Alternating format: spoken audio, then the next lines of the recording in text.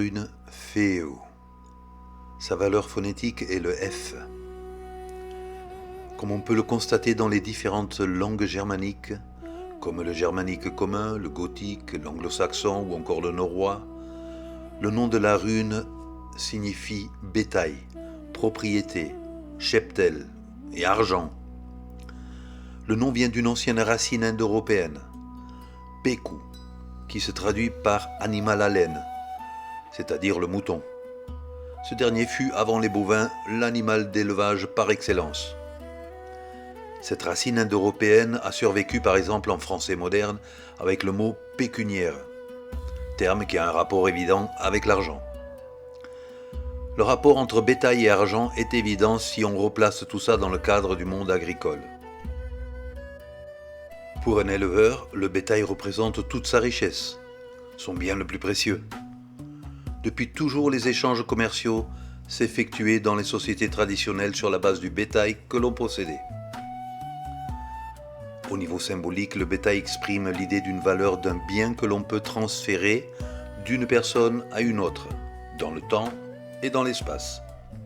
Ce qui est le principe même de l'argent en fait.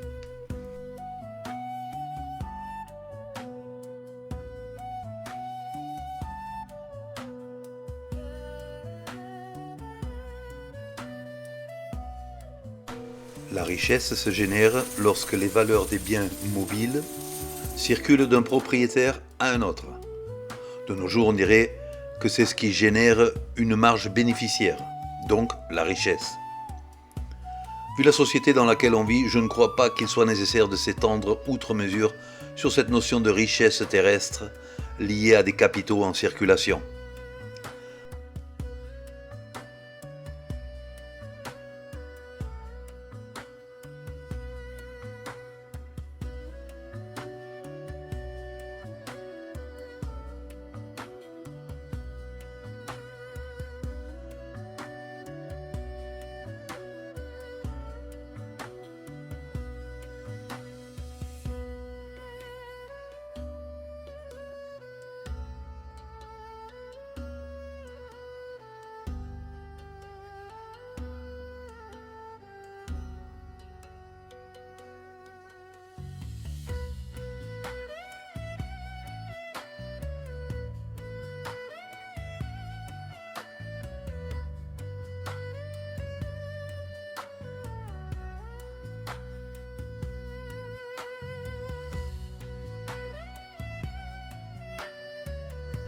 Il est par contre intéressant de relever ici cette idée d'échange et de circulation, car elle nous introduit à une autre dimension de la rune, celle des énergies en libre circulation.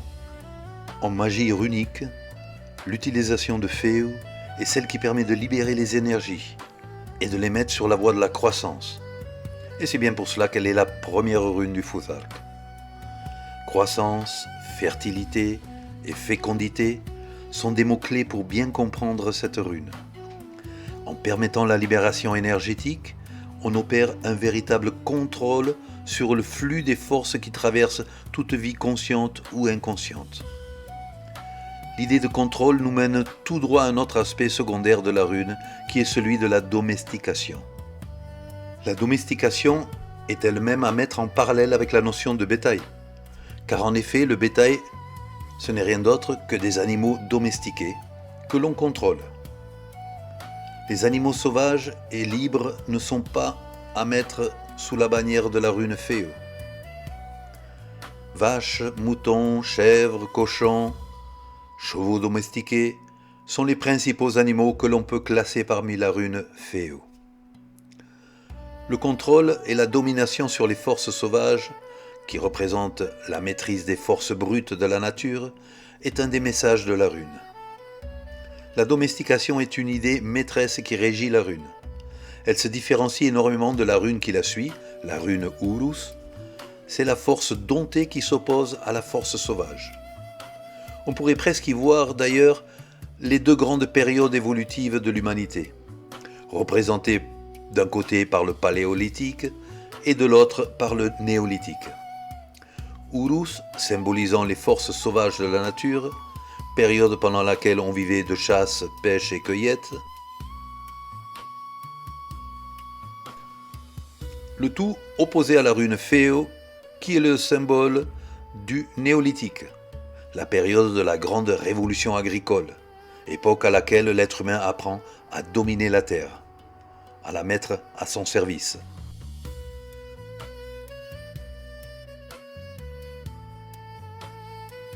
La troisième fonction indo-européenne, il faut se rappeler que les sociétés indo-européennes sont basées sur 3 fonctions principales.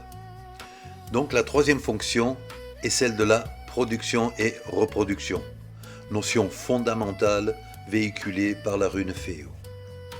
Ce n'est pas un hasard si dans la mythologie nordique le développement et la croissance de la vie furent générés par une vache, la vache cosmique, Audhumla, qui en libérant les forces vitales qui sommeillent dans le sein de la terre, permet la naissance de la vie.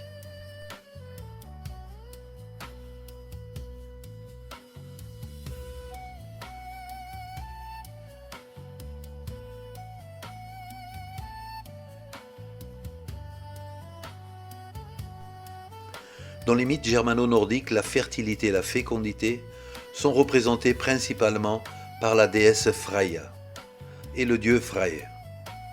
Freya, la belle déesse, reine de beauté et d'amour, est souvent accompagnée par ses 2 chats.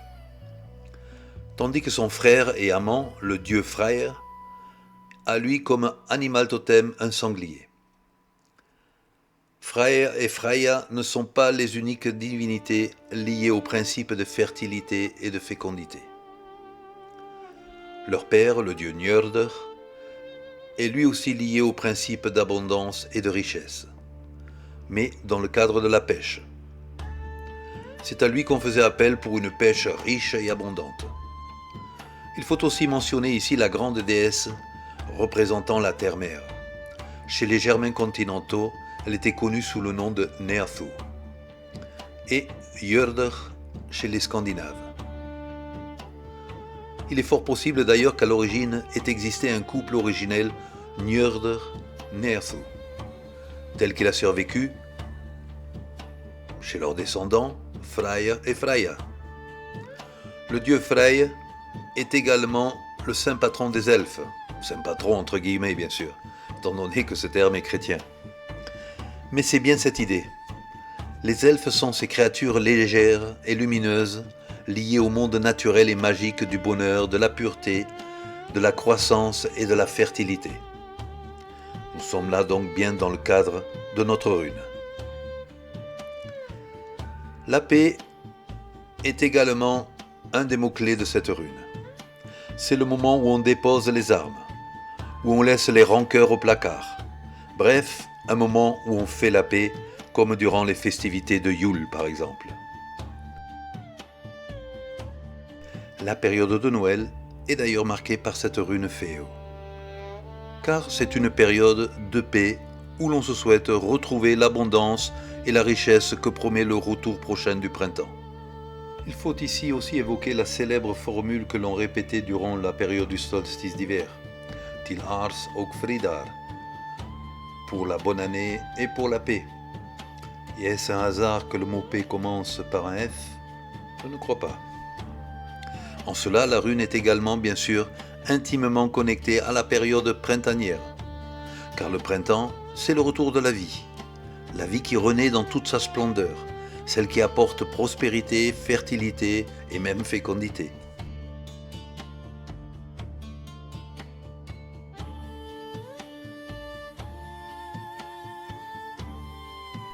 Mais la paix est parfois bien fragile, lorsqu'on connaît la faiblesse des hommes face à l'appât du gain. L'avarice génère de nombreuses tensions entre les hommes, et l'on peut vraiment dire qu'elle représente l'aspect obscur de cette rune.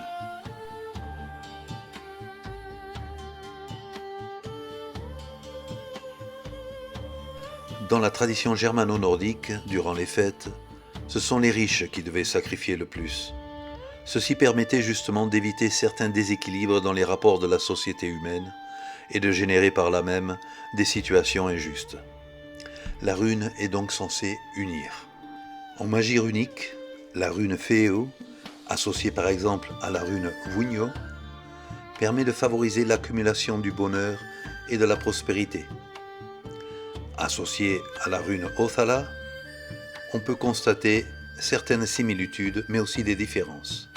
La rune Feu permet l'obtention d'un bien, alors que la rune Othala est la marque d'un bien hérité. Les deux runes ont par contre en commun une certaine idée androgyne liée à la croissance et aux liens qui unissent les humains entre eux. Plusieurs inscriptions runiques et historiques nous montrent l'utilisation magique de la rune Feu. La plus connue est celle de Gummarp, en Suède. Elle date environ de 600 de notre ère et utilise des runes d'un futhark récent, un futhark à 16 runes, ou viking comme on veut bien les appeler aujourd'hui. En langue norroise, cette inscription se lit de la manière suivante. Hathu volafa sate stabathria, feu, feu, feu. Ce qui veut dire Hathwolf a dressé les 3 baguettes.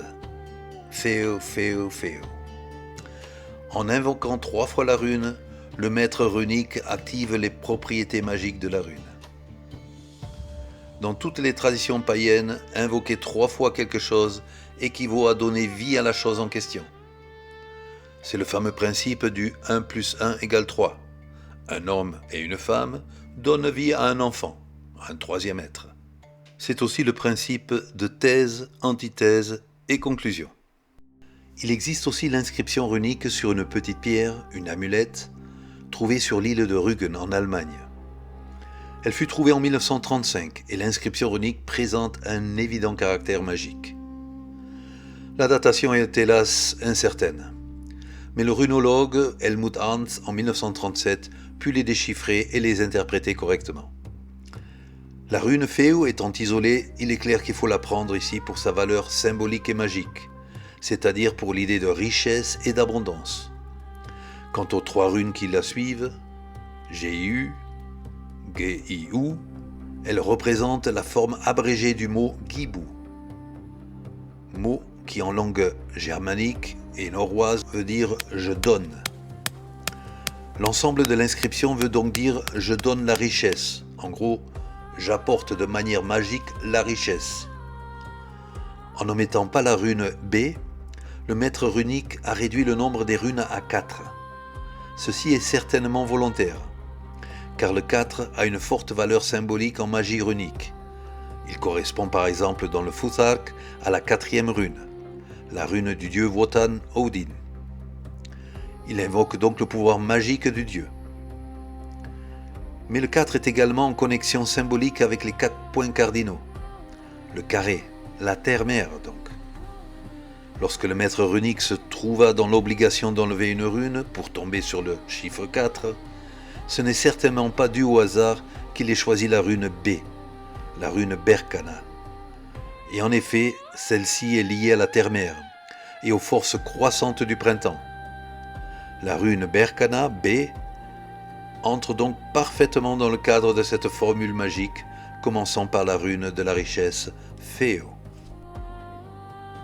Pour tous ceux qui veulent travailler en méditation cette rune, il faut donc visualiser tous ces concepts que nous avons ici mentionnés, tout en prononçant de manière grave et solennelle, comme on le ferait pour un mantra, le nom de la rune, en insistant bien sûr sur la phonétique et le son du F. Feu. Feu. Feu. Feu. Bien. À continuation, pour le plaisir des oreilles et des yeux, je vous offre un chant en norrois sur la rune Feu, puis sa version en français. J'espère et je suis sûr que vous allez aimer. Mais avant, n'oubliez pas de vous abonner au canal et de liker. Puis un commentaire sera également le bienvenu. Et en attendant de vous retrouver pour la prochaine vidéo, que les dieux vous accompagnent. Salut les amis!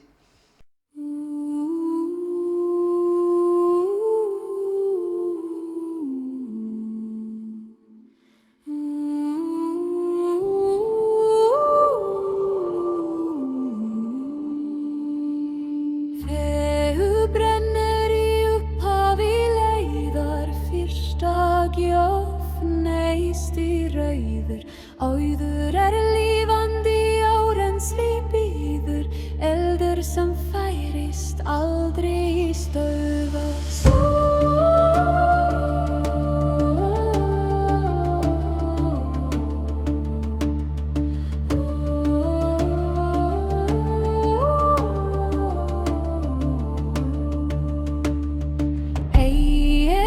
Gul sem liggur í kistu, heldur fyrir gengur og andar, kýr múga við morgunsól, fylgja móður jörð.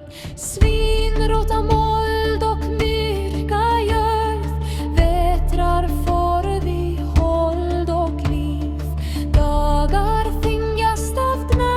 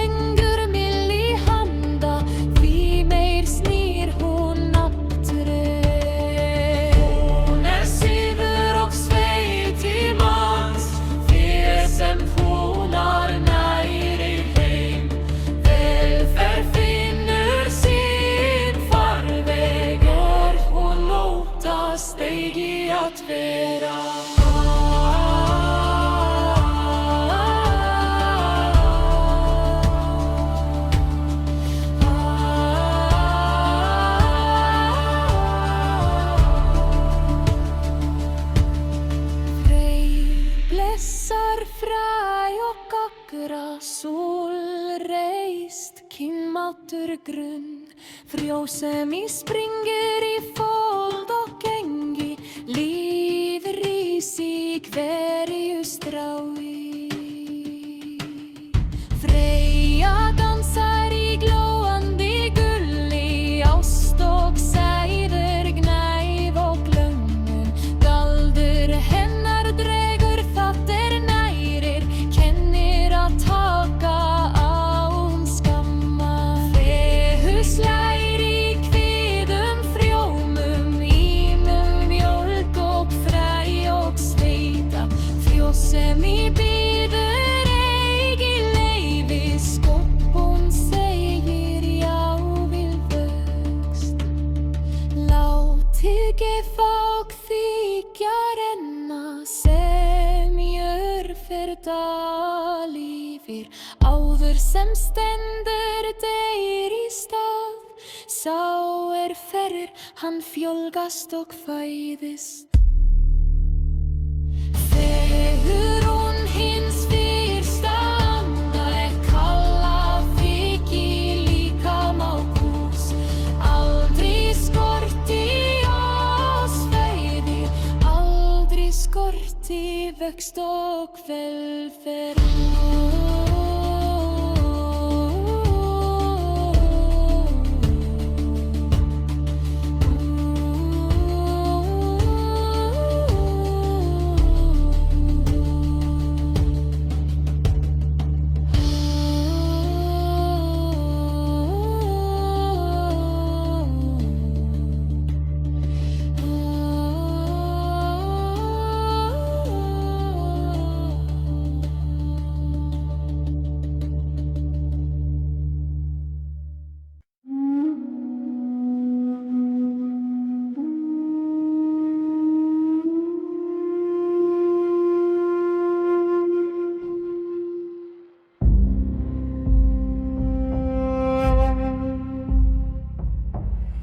Féo s'embrase au seuil du chemin, première étincelle du don ancien. Richesse vivante souffle en feu, mouvement sacré, flux lumineux. Ce n'est pas l'or qui dort enfermé, mais le bétail libre de marcher, vache mugissant à l'aube claire, mouton confié au bras de la terre.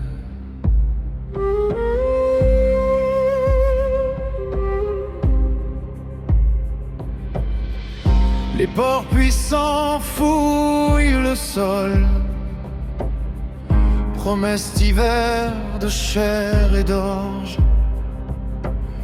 La vie engraisse les jours qui passent, l'abondance cherche sa place.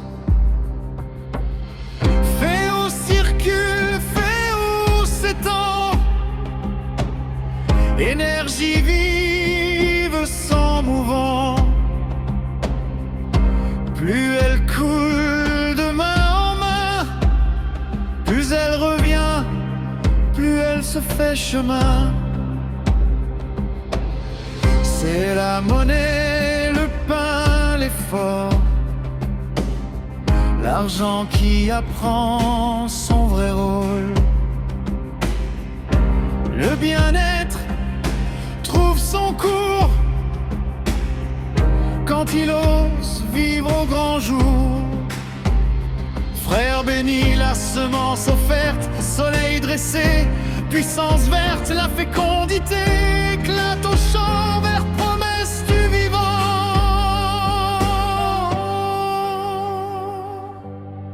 Frère dans son or brûlant, désir, amour, magnétisme, ardeur. Sa magie attire ce qui nourrit. Elle enseigne à recevoir sans peur ni déni. Féo bat dans les ventres féconds, dans le lait, la graine et la sueur du front. Fécondité qui dit oui à la vie. Création en perpétuel, oui.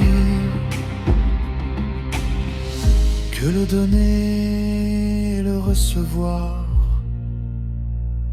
s'écoule comme troupeau au soir, car la richesse qui stagne se meurt, celle qui circule enfante et fleurit sans peur. Féo, rune du premier souffle, je t'invoque encore et en maison, que jamais ne manque la nourriture, que toujours croisse la prospérité.